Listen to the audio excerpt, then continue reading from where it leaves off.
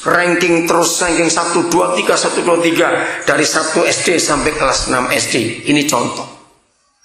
Entah terjadi apa, rumah mereka harus dijual.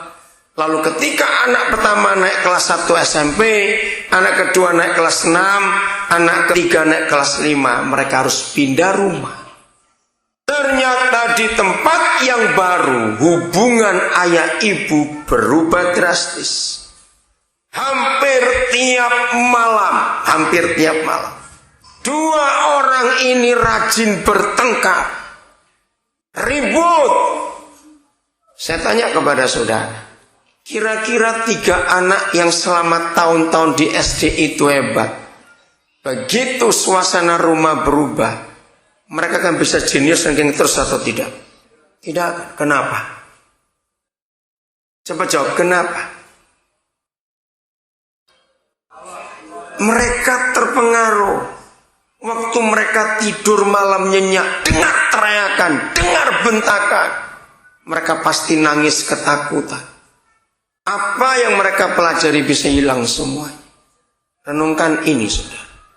Betapa pentingnya keharmonisan papa mama itu. Bahkan akhir-akhir ini saya membuktikan banyak. Tadi salah seorang bapak dari salah satu lapas Nusa Kambangan bilang akan datang bawa kakaknya yang sakit. Saya sempat nanya, saya menemukan kalau keluarga harmonis, rumah sakit pun akan kosong, apotek tutup, dokter alih profesi, saudara. Katakan amin. Sebab Alkitab mengatakan hati yang gembira adalah obat. Nah, semua seluk-beluk hidup itu dimulai dari keluarga.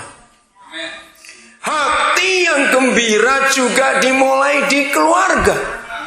Maka itu saya membuktikan lewat Alkitab. Kalau keluarga harmonis, saya sudah bilang tadi, semua penjara akan tutup, narkoba tidak laku, pornografi nggak laku, nggak ada orang sakit. Karena hati gembira terus.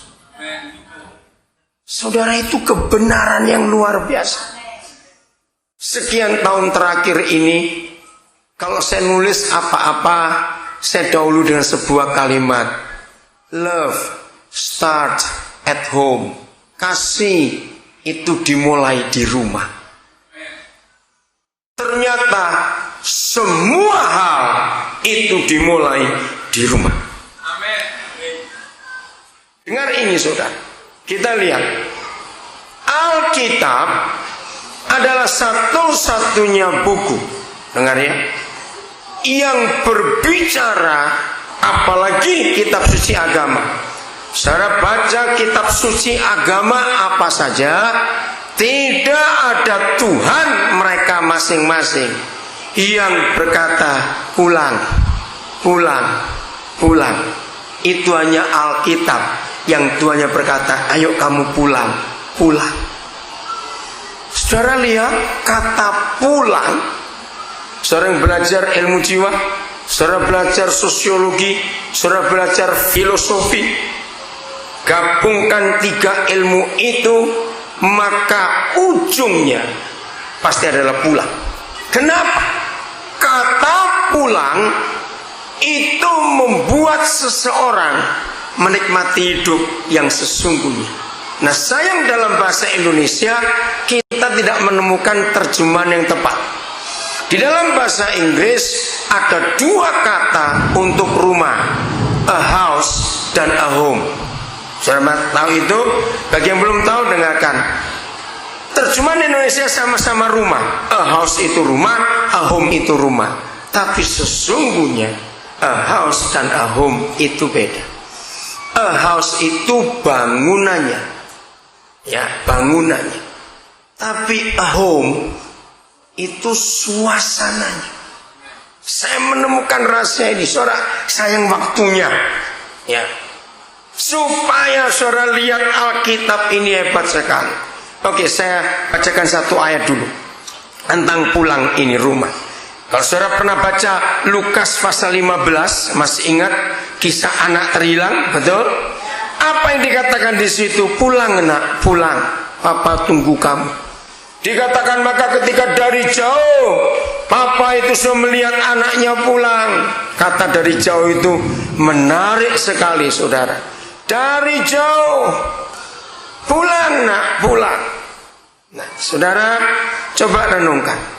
Apa yang muncul di benak saudara kalau saudara menemukan seorang yang saudara belum pernah kenal, tiba-tiba dia ngomong, aku ini sudah 20 tahun nggak pernah bisa berkata aku mau pulang.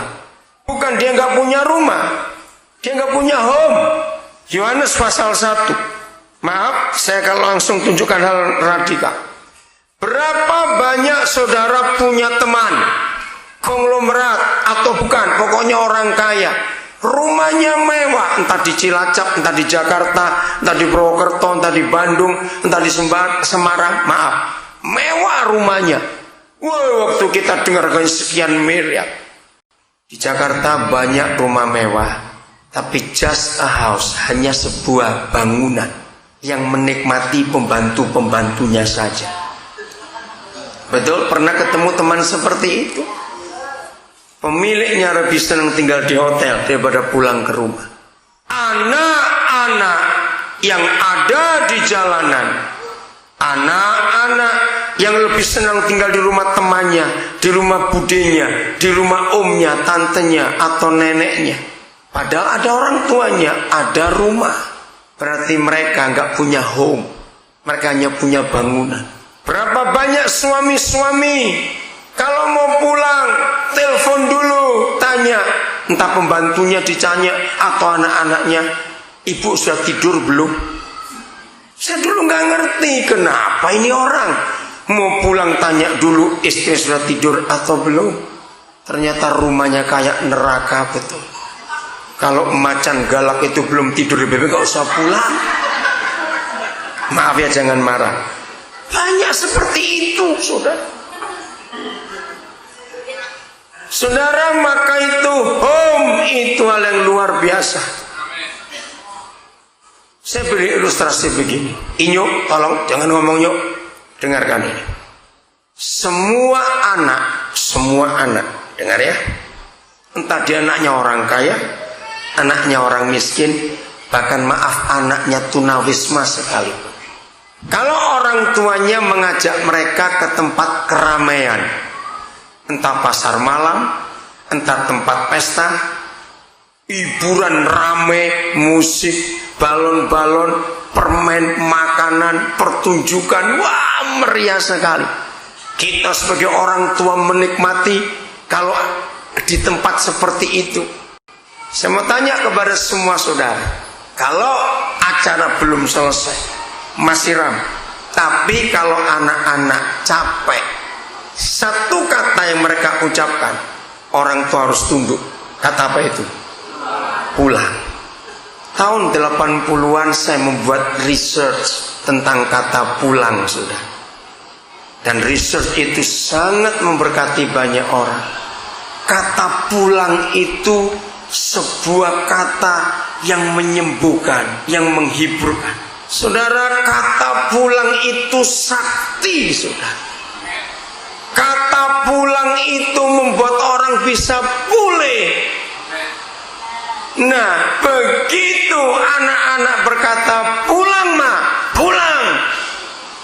Saudara coba bujuk mereka dengan cara apa saja, nggak akan mau, pokoknya pulang. Nah itu yang saya kagum. Baik orang kaya, orang biasa, tunawisma, mereka kalau berkata pulang, itu kan menunjuk kepada sebuah bangunan, tapi sebuah suasana. Nah, ringkas ceritanya, kita pikir anak itu capek, mau tidur. Tapi faktanya ketika mereka tiba di rumah, ngapain? Main lagi. Nah biasanya mamanya yang ribut karena masih mau nonton. Kalau begitu kenapa ngajak pulang kalau nggak tidur sekarang? Ngerti saudara fakta ini? Nah pernahkah saudara menyelidiki? Ini riset saya tahun 80-an yang lalu. ada apa di hati anak-anak itu dengan kata pulang? Padahal